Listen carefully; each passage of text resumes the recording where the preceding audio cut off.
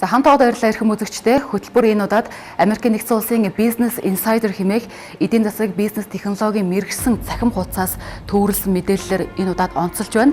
За Америкийн нэгдсэн улсын энэхүү Business Insider хэмээх цахим хуудас нь Америкийн нэгдсэн улс төдийгүй дэлхийд дахиндах эдийн засгийн мэдээлэл, технологийн мэдээлэл, за бизнесийн мэдээлэл анализ дүн шинжилгээ хийж, за Америкийн нэгдсэн улсын New York Times сонинд хэвлэлгээр ийм онцлог байгууллага юм байна. За дэлхийн эдийн засгийн экспертүүд энэхүү цахим хуудсанд нийтлэгдсэн мэдээлэлд нэлээдгүй анхаарал хандуулж уншдаг ийм мэргэжлийн байгууллага байгаа юм а.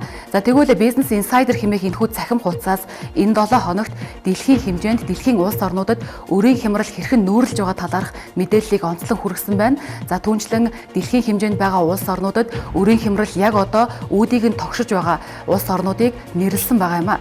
За үзэгч та бүхэнд эхний ээлжинд өрийн хямралд одоо аль хэдийн өртөчгөөд байгаа дэлхийн 24 улсын жагсаалтыг Business Insider цахим хуудсын их сурвалжтайгаар одоо толилуулах гэж байна. За эдгээр 24 улсад Армени, Белиз буюу Төв Америкт оршдог улс, за Коста-Рика, Хорват, Кипр, Доминиканы бүгд найрамдах улс, Эл Салвадор, Гамбия, за Баруун Африкт оршдог улс юм байна. Грек, Гренада, за Хойд Америкт оршдог улс юм байна. Ирланд, Ямайк, Ливан, Македон, Маршал арлын бүгд найрамдах улс, Монтенегро, Португал, Испани, Шри-Ланк, за Сент Винсент энд Гренадинс Хойд Америкт оршдог улс, Тунис, Украин, Судан, Зимбабве хэмээх эдгээр 24 улс нь яг одоогоор засгийн газраас нь тухайн улс өрийн хямралд өртсөн гэдгээ засгийн газраас нь албан ёсоор хүлээн зөвшөөрчгöd байгаа улсууд юм байна. Тэгвэл дараагийн слайдаар ямар улсыг өрийн хямралд өртсөн улс гэдг юм бэ гэдэгт албан ёсны бус тодорхойлолтыг одоо хүргэх гэж байна. За энэ тодорхойлолт бол онлайн тодорхойлолт биш. За өнөө хүртэл явж ирсэн практик үйл явцаас үүдэлтэй ийм тодорхойлолт байдаг юм байна.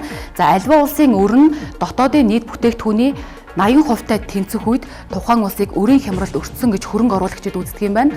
За улмаар энэ цаг үед за эдийн засаг бизнесийн экспертүүд төдийгүй олон улсын байгууллагын шинжээчдийн дүн шинжилгээнээс үл хамааран тухайн улс дахь гадны хөрөнгө оруулагчид дөрвдөг ийм аюулт үзэгдэл тохиолддог байх юм а. За тэгвэл энэ тоо мэдээллийг яг одоо сүүлийн үеийн дэлхийн гашуун туршлага болоод байгаа Грек улсын жишээн дээр авч үзэх юм бол яг одоогийн байдлаар Грек улсын өр дотоодын нийт бүтээгдэхүүнийхээ 165% тэнцсэн байна. За тэгвэл энэ тоог Монгол улсын хөрсөн дээр авч үзэх юм бол одоогийн байдлаар Монгол улсын нийт өр дотоодын нийт бүтээгдэхүүний маань 70% тэнцэж байна гэх тоо мэдээллийг олон улсын валютын сангийн их сурвалжтай ийм тоо мэдээлэл байгаа юм а.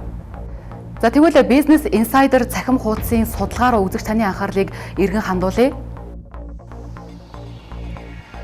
За тэгвэл Грек улсын жишгийн нэгэн адилаар өрийн хямралд өртөж болзошгүй хамгийн өндөр эрсдэлтэй 14 улсыг Business Insider их сурвалжаас дараах байдлаар нэрлэн жагсаасан байна.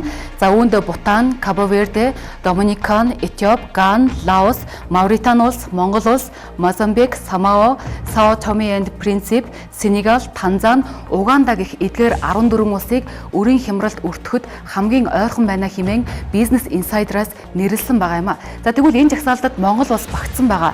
За Монгол улсад одоо үйлчилж байгаа өрийн удирдлагын тухай хуулиар бол за манай улсын нийт өр дотоодын нийт бүтээгдэхүүний 58.3%-аас хэтрэхгүй байна гэж хуулиараа бид заасан байгаа. За энэ тухай хуулийг энэ хавар бид баталсан байгаа.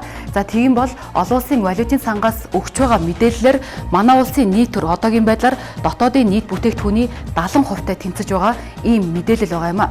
За тэгвэл дараах слайдаар та бүхэндээ дэлхийн улсуудын хэмжээнд дэлхийн нийт улсуудын өр за 2011, 14, 15 оны байдлаар ямар байгаа талаар мэдээллийг одоо дэлгэрүүлэх гэж байна.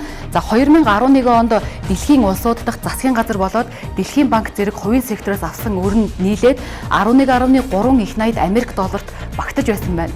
За тэгвэл энэ тоо 2014 онд 13.8 их найд Америк долларт хэмжигдэж байсан байна. За тэгвэл энэ тоог Business Insider-аас 2015 оны эцэс гэхэд 14.7 их найд Америк доллартай тэнцэнэ хэмээн төлөв мэдээллийг гаргасан байгаа юм а. За тоо мэдээлэлтэй хамт байсан эрхэм үзэгч танд баярлалаа. За тоо мэдээллийн төгсгөлд Америкийн нэгдсэн улсын Lewlin Consulting-ийн эдийн засагч Russell Johnson хэлсэн үгээр өндөрлөж байна. За дэлхийн улс орнуудын өр хяналтаас гарч байгаа юм байна.